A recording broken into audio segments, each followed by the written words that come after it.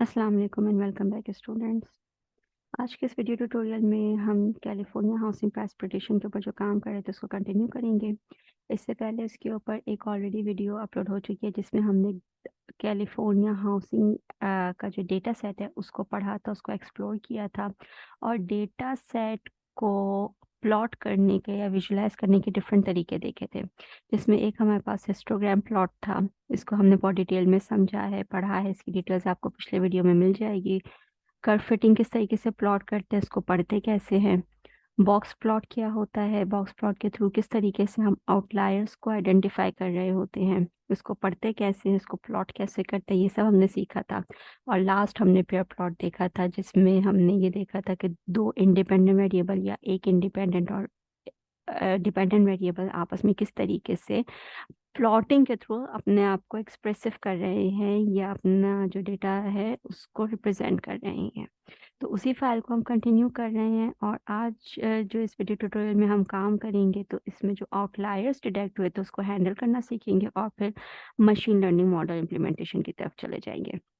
Machine learning model में हम जो मॉडल इम्प्लीमेंट करने जा रहे हैं वो बेसिकली लीनियर रिग्रेशन है, मगर उसका मल्टीपल वर्जन है। एक सिंपल होता है, एक मल्टीपल होता है। सिंपल सिंपल लीनियर रिग्रेशन में आपके पास इंडिपेंडेंट वेरिएबल्स या इनपुट फीचर्स एक होता है, और मल्टीपल अगर आपके पास इंडिपेंडेंट वेरिएबल्स दो या उससे ज़्यादा हों। तो सबसे पहले तो जो हमारी प्रीवियस फाइल थी उसको हम लोड कर लेते हैं और इसमें हम गए रन टाइम में, और रन टाइम में जाके हमने कर दिया री स्टार्ट एंड रन ऑल। तो ये जब रन ऑल हो जाएगा तो हम फिर उसके बाद जो है इसकी इम्प्लीमेंटेशन में आ जाते हैं। यहाँ पे आप देखिए जैसे जैसे फाइल रन होती जाएगी यहाँ पे कुछ चीज़ें हमने साथ साथ सेव करना भी सीखी थी, जिसमें हमारे पास पीएनजी या ग्राफ्स थे जो कि पीएनजी फॉर्मेट में हमने सेव किए थे। हमारे पास हाउसिंग डेटा सेट था कैलिफोर्निया का जिसको हमने सीएसवी में कन्वर्ट किया था, उसको सेव किया था। तो उन फाइल्स को हम अभी चेक कर लेते हैं। मैं पहले ये देख लूँ कि कहाँ तक हमारी जो है वो एग्जीक्यूशन पहुंची है। तो ये नंबर 10 ये सब लास्ट पेयर प्लॉट अभी प्लॉट हो रहा है। Pair plot takes time. और आप यहाँ लेफ्ट में देखिए हिस्टोग्राम प्लॉट आ चुका है।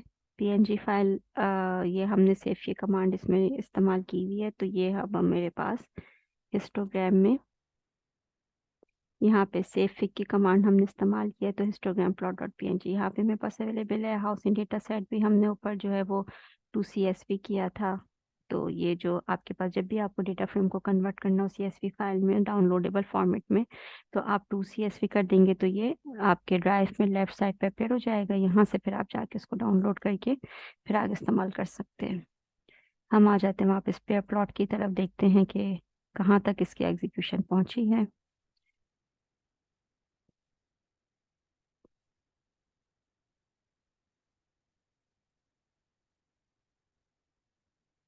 और ये हमारे पास पूरा प्लॉट तैयार हो गया। अब हम आगे बढ़ते हैं। ये जो आउटलायर वाला काम है हमारे पास, इसमें चूंकि आउटलायर्स डिटेक्ट हुआ था बॉक्स प्लॉट के थ्रू हमने ये आइडेंटिफाई किया था। तो इसमें ये जो EVE रूम्स है इसमें आप देखें कि ये तमाम आउटलायर्स अपने मीडियन से बाहर है, तो हम एक पे इम्प्लीमेंट कर लेते हैं और उसके बाद आप इन सबको जिसमें भी आपको आउटलायर्स नज़र आ रहे हैं आप उसको हैंडल करना चाहे तो आप कर सकते हैं। तो हम अब जो नेक्स्ट हेडिंग बना रहे हैं, हम हेडिंग्स चेक कर लेते हैं एक दफ़ा। Data visualisation, histogram, curve fitting, box plot, pick plot. Okay,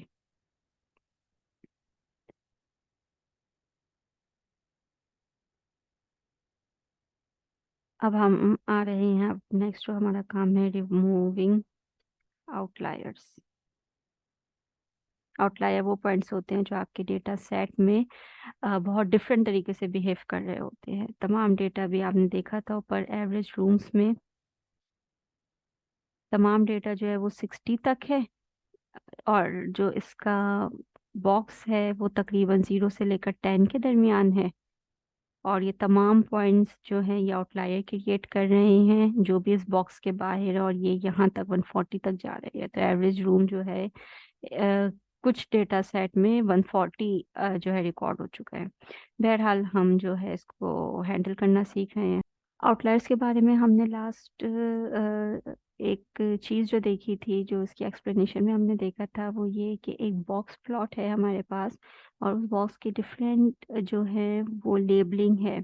lower quartile है, अपर क्वार्टाइल है, मीडियन है, फिर आपके पास प्लस माइनस 1.5 की रेंज है, जो इस बॉक्स में जो है टॉलरेंस कह दे या एक्स्ट्रा जो इधर उधर के आउटलायर्स हैं उनको अकोमोडेट करने की सलाहियत रखते हैं। और उस विस्कर्स के बाद यानी उस लोअर लिमिट से पहले और अपर लिमिट के बाद आउटलायर्स जो हैं वो डिटेक्ट हो रहे होते हैं। तो हमें इन तमाम चीज़ों को कैलकुलेट करने के लिए कुछ वेरिएबल्स चाहिए होंगे। तो सबसे पहले हम बना लेते हैं quartile one A. Quartile one मेरे पास हो गया। लाइब्रेरी मुझे इसमें चाहिए होगी। Import numpy as np। फिर क्वार्टाइल वन में आ जाएगा np डॉट परसेंटाइल। हमारे पास बेसिकली 25% क्वार्टाइल होता है और 75% क्वार्टाइल होता है, तो वो बेसिकली परसेंटाइल से कैलकुलेट होता है। डेटा सेट हमारे पास सी है, ऊपर है CLFRNDF, उसका हम नाम लिख लेंगे। हम इस वक्त एवरेज रूम में ये काम कर रहे हैं, तो वेरिएबल का नाम लिख लेंगे। उसके बाद हम नेक्स्ट जाएंगे। 25% का हमें चाहिए तो 25, और मेथड हमें मेंशन करना होगा, तो हम मेथड ले लेते हैं मिड पॉइंट, ब्रैकेट क्लोज। और हम इसको रन करते हैं कि ये डायरेक्टरी को पहले हम लोड कर लेते हैं। ऑलराइट, तो इसी को मैं कॉपी कर लेती हूँ। और 25% एक हमें चाहिए होता है, एक हमें 75% चाहिए होता है, तो इसको हमने कर दिया 75। और Q1 को मैं कह देती हूँ Q3, क्योंकि ये हमारे पास अपर बाउंड्री होती है। इसके अलावा हमारे पास होता है एक इंटर क्वार्टाइल रेंज, जिसको हम कह देते हैं IQR, जो कि होता है Q3 माइनस Q1, यानी दोनों का डिफरेंस, अपर क्वार्टाइल माइनस लोअर क्वार्टाइल। इसको हम रन कर लेते हैं। इंटर क्वार्टाइल हमारे पास जो है वो कैलकुलेट हो गई। नेक्स्ट काम हमारे पास क्या है कि हमें इस क्वार्टाइल के, ये क्वार्टाइल हो गया ठीक है, और इंटर क्वार्टाइल ये हो गया दिस माइनस दिस IQR।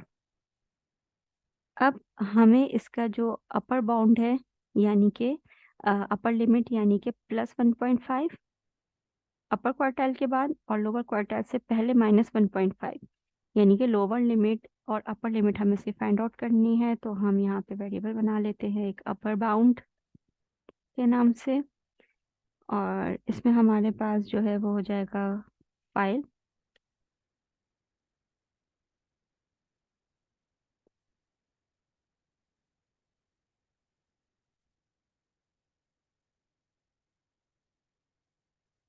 अब इसमें हमने काम क्या किया है स्टूडेंट्स, हमारे पास जो है अपर बाउंड हमें कैलकुलेट करना है, तो हमने डायरेक्टली लिया, उसमें जिस कॉलम पे कैलकुलेट करना है उसका नाम greater than equals to Q3 plus greater than equal to Q3 plus 1.5 multiply by inter quartile. तो ये स्टैंडर्ड फॉर्मूला है।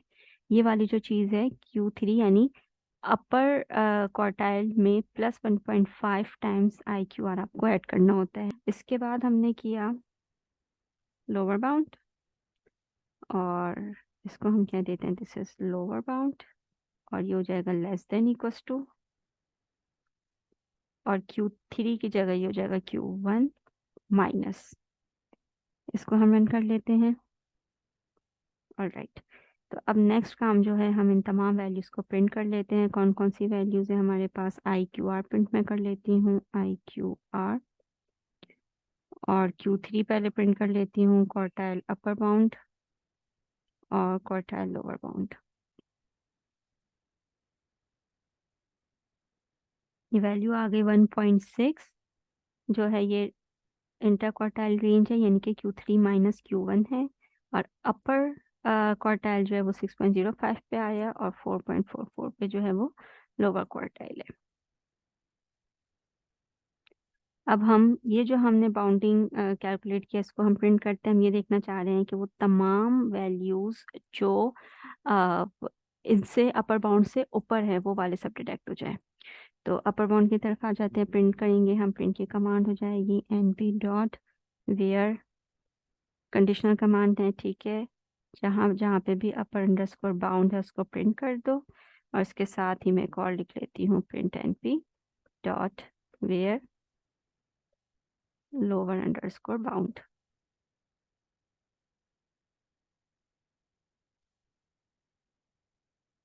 ये आप देखिए, ये आपके पास वैल्यूज आ चुकी हैं, और ये जो तमाम वैल्यूज है ये वो तमाम आउटलायर्स हैं जो अपर बाउंड से ऊपर की तरफ है, जिनको हमें हैंडल करना है या रिमूव करना है इस वक्त, ठीक है। और ये जो हैं ये लोअर बाउंड के हैं। तो फर्स्ट ब्रैकेट्स में जो है वो अपर बाउंड के हैं, पहले वो प्रिंट करवाया हमने, और सेकंड जो पेरेंथेसिस में ये वैल्यूज आई हैं ये सब लोअर बाउंड है। तो ये अच्छे खासे पॉइंट्स हैं, इनको हैंडल कर लेते हैं हम। तो नेक्स्ट काम हो जाएगा हमारे पास रिमूविंग ऑफ आउटलायर्स। ये काम करने के लिए हमें जो है एवीई रूम्स, जिस वेरिएबल पे हमें काम करना है, एक वो डिक्लेयर करवा लेंगे। आउटलायर्स को हम रिमूव कर रहे हैं, ave rooms underscore outliers, np dot where upper underscore bound clfrndf dot drop करें आप ave rooms my underscore outliers, bracket में लिखेंगे हम 0 comma in place equals to true.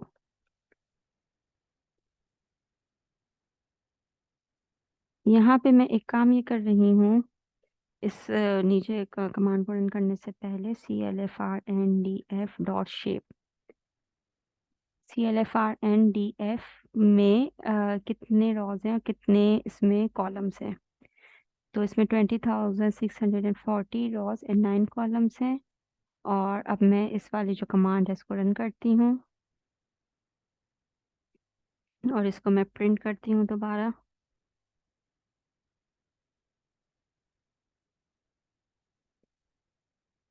और हम देखते हैं कि क्या आउटलायर्स रिमूव हो चुके हैं।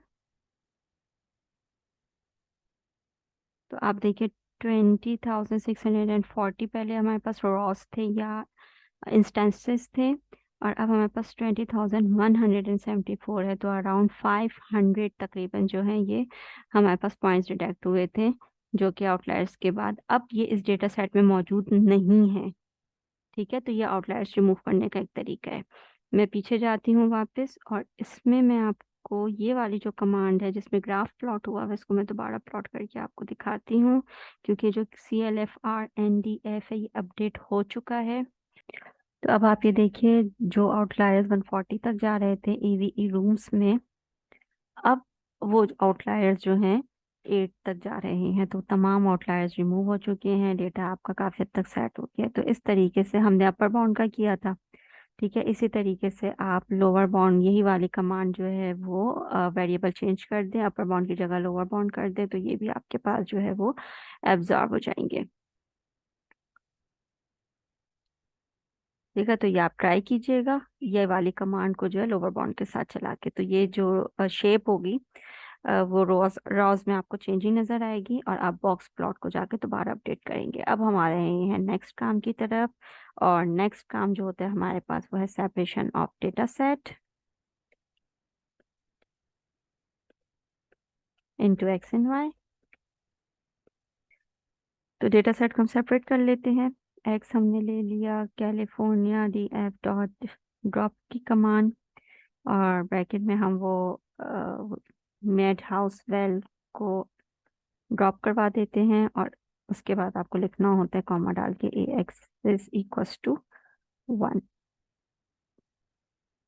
वाई भी आपने जो है जल्दी से असाइन कर दिया df, और इसमें आपने वैल्यू डाली मेड हाउस वेल वाला वेरिएबल आपने डाल दिया। इसको आप रन कर लीजिए, डबल अपोस्ट्रोफी को आप सिंगल कर लीजिए, और ये आपके पास एक्स और वाई जो है वो सेपरेट हो गया। नेक्स्ट काम जो आपके पास होता है वो स्प्लिटिंग ऑफ डेटा होता है। तो जल्दी से जो है हम यहाँ पे हेडर बना लेते हैं।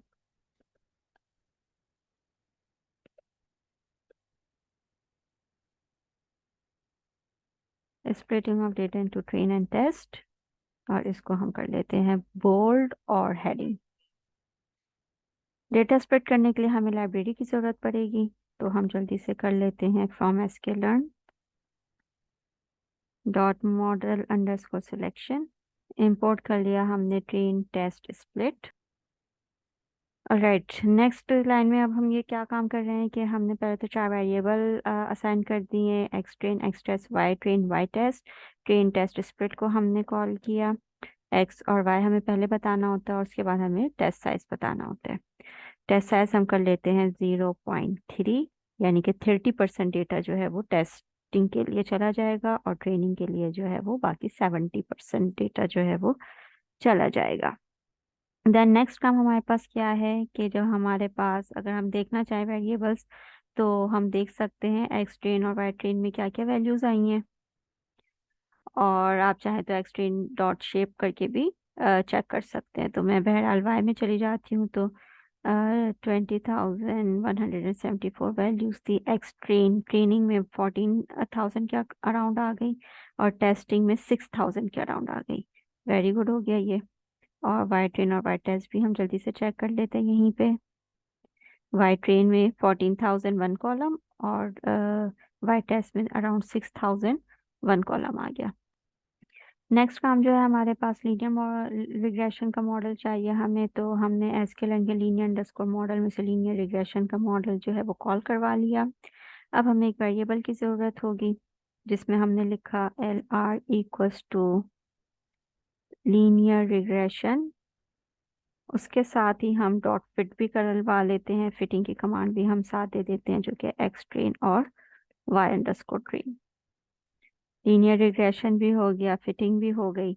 नेक्स्ट काम है हमारे पास प्रिडिक्शन वेरिएबल बनाना, जिसका नाम हम लग देते हैं LR प्रिडिक्शंस। और इसमें हम देंगे LR dot predict X underscore test. तो एक्स टेस्ट के ऊपर प्रिडिक्शन रन हो जाएगी जो कि LR प्रिडिक्शंस के अंदर मौजूद है, जिसको हम प्रिडिक्टेड वैल्यू कहते हैं। इसको मैं यहाँ लिख देती हूँ, प्रिडिक्टेड वैल्यूज हमारे पास इसमें जो है वो स्टोर हो चुकी है। LR प्रिडिक्शंस को हम रन कर लेते हैं।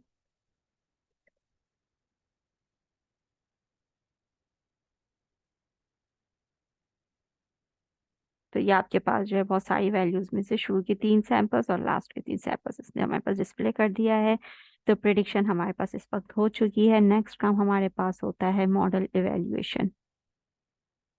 मॉडल काम कैसा कर रहा है, क्या उसकी एक्यूरेसी है या कितना अच्छा जो है वो परफॉर्म कर रहा है। तो ये काम करने के लिए हमारे पास कुछ मैट्रिक्स की ज़रूरत होती है। मैट्रिक्स यानी कि स्टैट्स के कुछ चीज़ें हमें वैल्यूएशन पैरामीटर के लिए चाहिए। तो हम जाएंगे sklearn डॉट मैट्रिक्स में और हम वहाँ से इंपोर्ट कर लेंगे R2 स्कोर कर लेते हैं।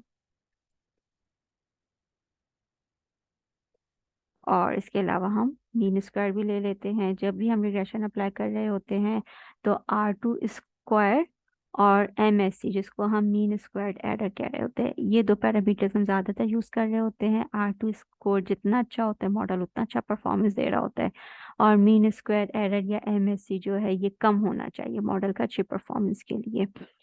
तो बहरहाल हम इसको जो है लोड कर लेते हैं और नेक्स्ट काम में हम इसको कैलकुलेट कर लेते हैं और साथ साथ हम प्रिंट भी करवा देते हैं। तो हम लिख देते हैं कि R स्क्वायर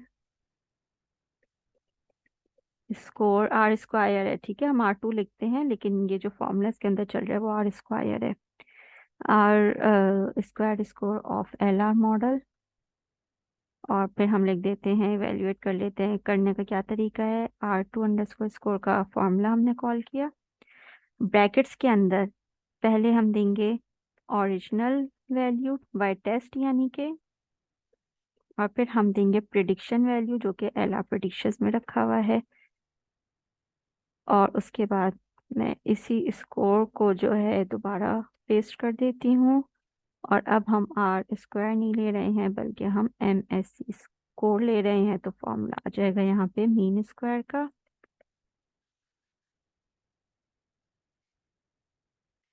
और वेरिएबल्स उसके अंदर हमारे पास यही होंगे, वाई टेस्ट और LR प्रिडिक्शंस। इसको हम रन करते हैं और देखते हैं हमारे मॉडल के क्या वैल्यूज आ रही हैं। तो आर स्क्वायर हमारे पास आ गया अराउंड 61.5%, अगर परसेंटेज में बोले, और आर स्क्वायर बनना आया है इस मॉडल का 0.615, और MSE आया है 0.49, यानी मीन स्क्वायर एरर। ये दो पैरामीटर्स हमें लीनियर मॉडल्स को पढ़ने के लिए, समझने के लिए चाहिए होते हैं। लीनियर मॉडल चूंकि हम मल्टीपल रिग्रेशन पढ़ रहे हैं, तो इसमें अगर मैं एक चीज आप लोगों को यहाँ पे क्विकली दिखाऊं, तो ये हमारे पास जो है इक्वेशन होती है मल्टीपल लीनियर रिग्रेशन की। इसमें ये जो कोफिशिएंट्स होते हैं ये बिहेवियर प्रेडिक्ट कर रहे होते हैं, जिसको हम आर स्क्वायर कोफिशिएंट्स कह रहे होते हैं। तो ये कोफिशिएंट्स ये बता रहे होते हैं कि ये जिस वेरिएबल पे डिपेंड कर रहा है, यानी कि फॉर एग्जांपल ये एवरेज रूम का वेरिएबल है और ये एवरेज रूम का कोफिशिएंट है। तो ये बेसिकली बता रहा होगा कि जितना कोफिशिएंट हाई आएगा एवरेज रूम का वेरिएबल, उतना ज्यादा आउटपुट पे डिपेंड कर रहा होगा या आउटपुट को इफेक्ट कर रहा होगा। ठीक है, इसी तरीके से फॉर एग्जांपल ये मीडियन इनकम का है, तो मीडियम इनकम का जो कोफिशिएंट होगा वो उस मीडियन इनकम की वर्थ बता रहा होगा, इंपॉर्टेंस बता रहा होगा। तो हमें तमाम वेरिएबल्स का इस तरीके से कोफिशिएंट निकालना होता है कि हम देखें कि हर एक वेरिएबल का कितना इफेक्ट है ओवरऑल आउटपुट के ऊपर। बहुत आसान है ये काम करना। जो मॉडल का नाम है आपका, वो आपने लिखा डॉट कोफिशिएंट के लिए COEF_, और जैसे आप इसको प्ले करेंगे तो तमाम 8 वेरिएबल्स का कोफिशिएंट का बिहेवियर बता देगा। यानी जो फर्स्ट वेरिएबल है वो 4.9 टाइम्स जो है इफेक्ट कर रहा है आउटपुट पे, वाई पे 1.14 टाइम्स सेकेंड वेरिएबल कर रहा है। थर्ड वेरिएबल की जो इफेक्ट है वो -1.75 है, नेगेटिव हो सकता है बिल्कुल। लास्ट के दो वेरिएबल मुझे इस वक्त याद है, लॉन्गिट्यूड एंड लैटिट्यूड वाले वेरिएबल्स थे, तो उनका इफेक्ट ये रहा। और तमाम वेरिएबल जो 8 के 8 वेरिएबल्स हैं, उनका बिहेवियर, उनका जो इफेक्ट है और ओवरऑल आउटपुट के ऊपर, वो आपको यहाँ से पता चल रहा है। नेक्स्ट काम जब हम यहाँ पे सीख रहे हैं वो नया है बहुत सारे लोगों के लिए, वो है क्रॉस वैलिडेशन। क्रॉस वैलिडेशन का कॉन्सेप्ट ये होता है कि अब तक जो हम बेसिकली ट्रेनिंग और टेस्टिंग डेटा के कर रहे थे, तो हम टेस्ट के लिए एक सर्टेन पार्ट ऑफ डेटा को बिल्कुल अलग कर रहे थे जो मशीनें नहीं देखा हुआ था। हम उसको ट्रेनिंग डेटा देते थे और ट्रेनिंग डेटा को वो पढ़ता रहता था, फिर हम उसको अनसीन डेटा या टेस्ट डेटा देते थे जिसको वो प्रिडिक्शन कर रहा होता था। अब हम काम ये कर रहे हैं कि क्रॉस वैलिडेशन कर रहे होते हैं। क्रॉस वैलिडेशन में हमारे पास बेसिकली तमाम का तमाम डेटा सेट इस्तेमाल हो जाएगा ट्रेनिंग के लिए। यहाँ पे आपको नजर आ रही है कंप्लीट डेटा सेट है। जो अब से पहले हमने काम किया था वो ट्रेनिंग को अलग कर लिया, टेस्टिंग को अलग कर लिया। ट्रेनिंग पे हमने काम करवाया और बाद में हमने टेस्टिंग डेटा दिया मशीन को, जिसको उसने अपने मॉडल जो उसने तैयार किया था उसके ऊपर टेस्ट किया और प्रिडिक्शन हमें बता दिया या स्कोर हमें बता दिया। अब जो हम कर रहे हैं क्रॉस वैलिडेशन, उसमें फोल्डिंग का कॉन्सेप्ट आ जाएगा। फॉर एग्जांपल हमारे पास 5 फोल्ड्स हैं, आपका जो ओवरऑल डेटा है वो 5 फोल्ड्स में टूट जाएगा। पहले एक फोल्ड अलग हो जाएगा, ये टेस्टिंग के लिए वो रख लेगा, वन फोल्ड नंबर 2 3 4 5, इसको वो पढ़ेगा, इसके ऊपर मॉडल इवेल्युएट करेगा, और जो फोल्ड 1 है फिर वो टेस्टिंग का उससे काम लेगा। उसके बाद सेकंड स्प्लिट में ये क्या करेगा कि फोल्ड नंबर 1 3 4 और 5 को ट्रेनिंग के लिए इस्तेमाल करेगा, और जो ब्लू वाला है उसको टेस्टिंग के लिए रख देगा।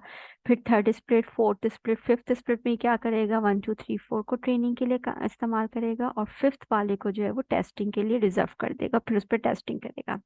तो टोटल जो आपका डेटा सेट है पूरा का पूरा, वो ट्रेनिंग के लिए भी हो जाएगा और वो टेस्टिंग के लिए भी अप्लाई हो जाएगा। तो ये इसका काम होता है। तो ये वाला कॉन्सेप्ट अगर हम अप्लाई कर रहे हैं मल्टीपल लीनियर रिग्रेशन में, तो फिर हम देखेंगे हमारे एक्यूरेसी में क्या फ़र्क पड़ा है। तो पहले तो हम ये काम करना सीख लेते हैं कि ये करेंगे कैसे। तो इसके लिए हम जो है वो लाइब्रेरीज को सबसे पहले कॉल करेंगे, जो कि sklearn.model_selection में है, और फाइल का नाम है हमारे पास cross_val_score। क्रॉस वेल स्कोर के नाम से ये फाइल है, इसको हम रन कर लेते हैं, लोड कर लेते हैं। नेक्स्ट काम हमारे पास क्या है, एक हमें वेरिएबल की ज़रूरत है क्रॉस वैलिडेशन मॉडल। ठीक है, सीवी मॉडल का नाम मैंने दे दिया इसको। सबसे पहले तो मैं इसमें लीनियर रिग्रेशन को रन करूंगी। आप हमेशा यही करेंगे कि जब भी एक सीवी मॉडल या क्रॉस वैलिडेशन के लिए मॉडल बनाएंगे तो जो भी आपके पास मॉडल है उसको दोबारा रन करेंगे। जो पिछला वाला था वो दूसरे तरीके से ट्रेनिंग और टेस्टिंग कर रहा था, तो ये डिफरेंट तरीका है। तो मॉडल को हमने दोबारा रन कर लिया इसमें। नेक्स्ट काम हो जाएगा हमारे पास, हमने वेरिएबल ले लिया स्कोर्स का और फंक्शन हमने कॉल किया cross underscore val underscore score, और वेरिएबल है हमारे पास CV model comma X data चाहिए, वाई डेटा चाहिए। डेटा सेट देना होता है, पहले इनपुट फिर आउटपुट।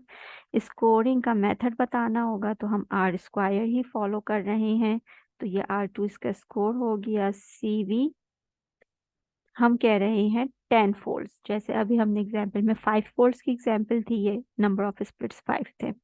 ये हमारे पास 10 फोल्ड्स है, यानी डेटा सेट 10 हिस्सों में होगा और 9 हिस्से एक वक्त में ट्रेनिंग के लिए जा रहे होंगे और एक हिस्सा एक वक्त में टेस्टिंग के लिए जा रहा होगा।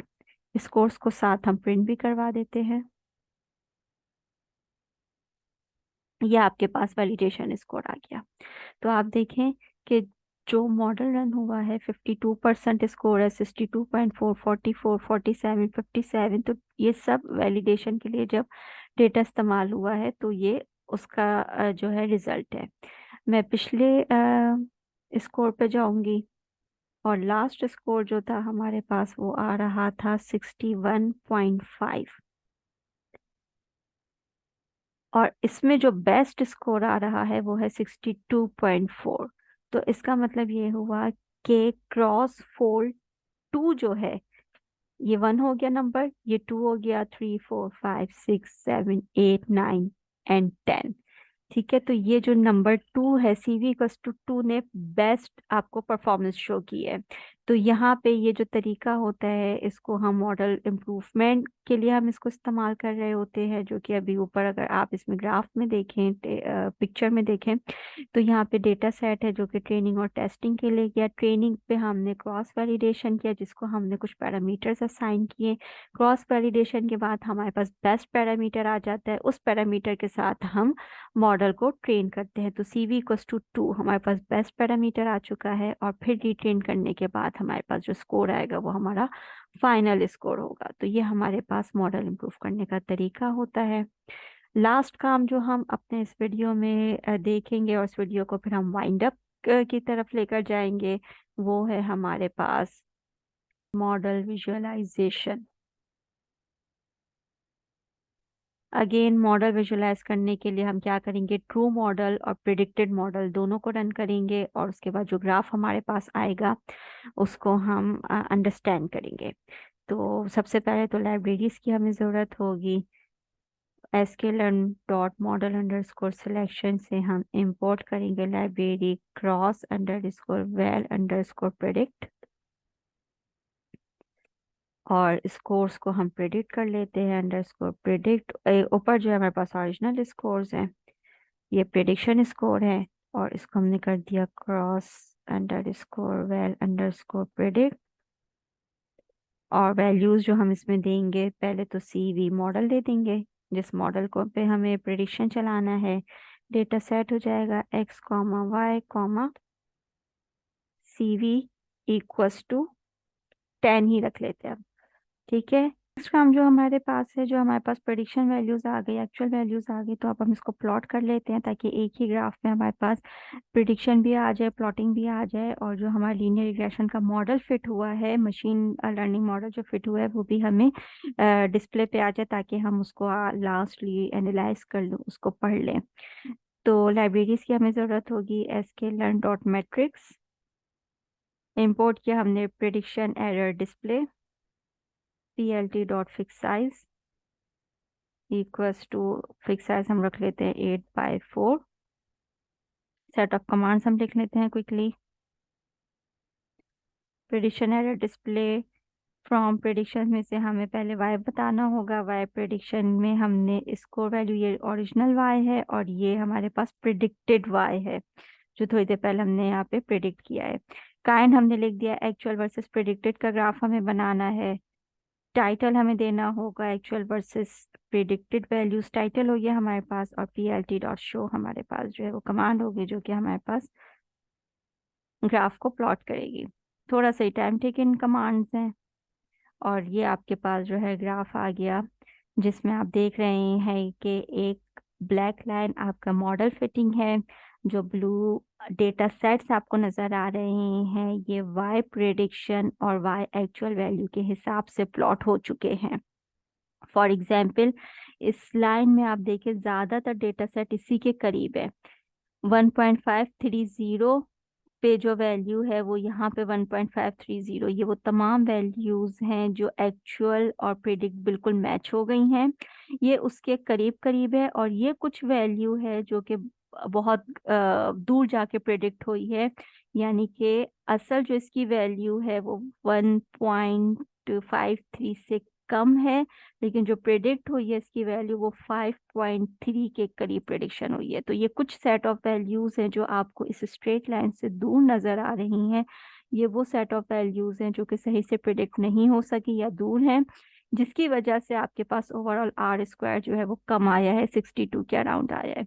और ये जो वैल्यूज है 62% तकरीबन इसने क्लोज प्रेडिक्शंस कर ली हैं। तो ये कोई भी आपके पास मल्टीपल लीनियर रिग्रेशन का ग्राफ हो तो ये 4 कमांड्स, 4 लाइन का ये कोड लिख के आप इसको आराम से प्लॉट कर सकते हैं, जिसमें एक्चुअल और प्रेडिक्टिव वैल्यूज भी आपके सामने हैं, और कर्व फिटिंग भी या लीनियर रिग्रेशन का जो फिटिंग कर्व है वो भी आपको नजर आ रहा है। मैं इसको थोड़ा सा रिलैक्स करती हूँ, ये हमारे पास बहुत ज़्यादा कंजस्टेड वैल्यूज हो गई है। ये काम करने के लिए हम लेंगे सब सैंपल्स इक्वल्स टू 100 कर लेते हैं, हम इसको रन करते हैं, ये रहा सब सैंपल। ठीक है, तो ऐसा इसमें से हटा देते हैं, हम इसको 100 कर रहे हैं क्योंकि जो डेटा सेट पॉइंट्स हैं उसको थोड़ा सा हम फ्री करना चाह रहे हैं। तो अब आप ये यहाँ पे देखिए, ये हमारे पास जो है वो उसने 100 पॉइंट्स इसमें से प्लॉट करके दिखा दिए हैं। तो ये 100 पॉइंट्स का आपके पास ग्राफ आ गया है, जिसमें आप कोई भी वैल्यू आप देख रहे, फॉर एग्जांपल ये वाला पॉइंट है जिस पे मेरा माउस पॉइंटर है, तो इसकी वैल्यू 1.05 से थोड़ी सी कम आ रही है, और यहाँ पे जब आप जाएंगे तो -0.26 से थोड़ी सी ज्यादा आ रही है। तो ये क्लोज प्रेडिक्शंस में है हमारे पास, कुछ बिल्कुल एग्जैक्ट है। आप ये वाली वैल्यू देखिए जो लाइन के ऊपर है वो बिल्कुल यहाँ पे भी सेम है, और उसका ड्रॉप आउट एक्स एक्सिस पे भी बिल्कुल सेम है। ठीक है, तो जो लाइन को टच कर रही हैं वैल्यूज जो उसके करीब है वो ओवरऑल प्रिडिक्शन आपके करीब है, और जो पॉइंट्स आपके पास दूर प्लॉट हो गए उसकी ओवरऑल प्रिडिक्शन आपके मॉडल ने दूर की है। तो ये आज का हमारा ट्यूटोरियल था जिसमें हमने बहुत सारी चीज़ें सीखी हैं। इसके पार्ट 1 पार्ट 2 दोनों को मैं इस वक्त समराइज कर रही हूँ। कैलिफोर्निया हाउसिंग प्राइस प्रेडिक्शन को हमने लिया, जिसमें हमने डेटा सेट को एक्सप्लोर किया है। उसके बाद हमने डेटा विजुअलाइजेशन में डिफरेंट ग्राफ्स थे कि हमने हिस्टोग्राम प्लॉट करना, सेव करना सीखा, कर्व फिटिंग हमने पढ़ा और सीखा जिसको हम बेल प्लॉट कहते हैं। फिर बॉक्स प्लॉट हमने प्लॉट किया, एक वो प्लॉटिंग की हमने जिसमें तमाम के तमाम एक ही स्केल पे प्लॉट हो गए। फिर हमने सबको अलग अलग प्लॉटिंग करना भी सीखा। पेयर प्लॉट हमने किया जिसमें हमने तमाम वेरिएबल्स का आपस में एक दूसरे के साथ रिलेशन को पढ़ना सीखा। फिर हमने देखा कि आउटलायर्स को किस तरीके से रिमूव करते हैं, तो हमने एक वेरिएबल पे काम किया, एवीई रूम्स पे, जिसके बाद हमने देखा कि वाकई जो है वो जो उसका बॉक्स प्लॉट हुआ हुआ था उसमें तमाम आउटलायर्स रिमूव हो चुके हैं।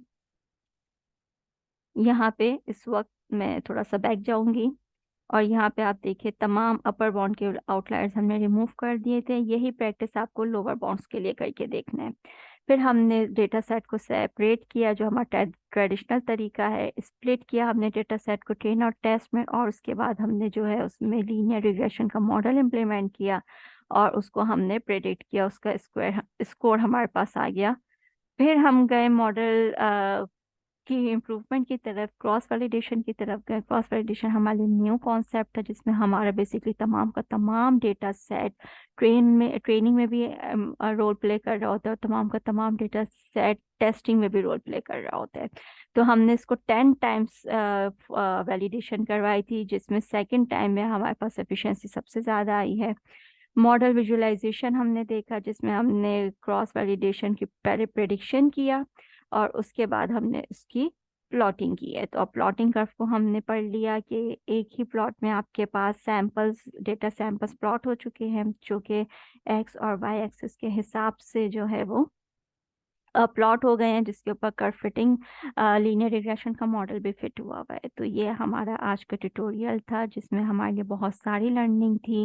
डेटा विजुअलाइजेशन, मॉडल विजुअलाइजेशन के अलावा आउटलायर्स और data set separation, cross validation, और इसके अलावा बहुत सारे टिप एंड ट्रिक्स इसमें मौजूद थी।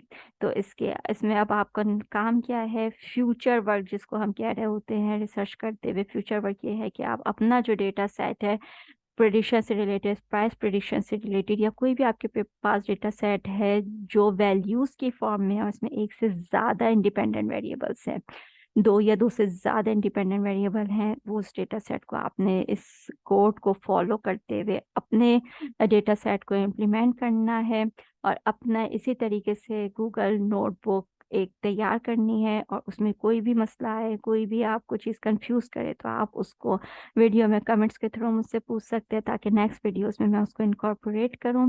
इसके अलावा अपना फीडबैक दीजिए, चैनल को सब्सक्राइब कर दीजिए, कमेंट कीजिए, लाइक कीजिए, शेयर कीजिए, और बेल आइकन को लाजमी प्रेस कर दीजिए, ताकि जो भी नोटिफिकेशंस हो वो आपको मिलती रहे। Thank you so much. अपना बहुत ज़्यादा ख्याल रखिए। अल्लाह हाफिज़।